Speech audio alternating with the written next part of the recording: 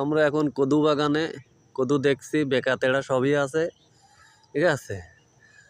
লাখ 2 টাকার কদু এই বাগানে আছে, কিন্তু দুঃখের বিষয় ব্যাংক কোনো লোন দেয় না এই ছেলে এখন কি করে আল্লাহ পাক সেই ভালো জানে।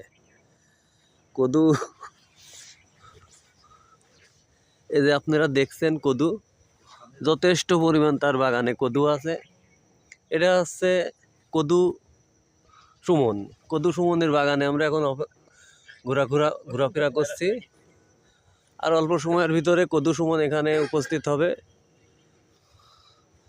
কিছুক্ষণের মধ্যে আমরা কদু সুমনে পাবো এই জায়গায়।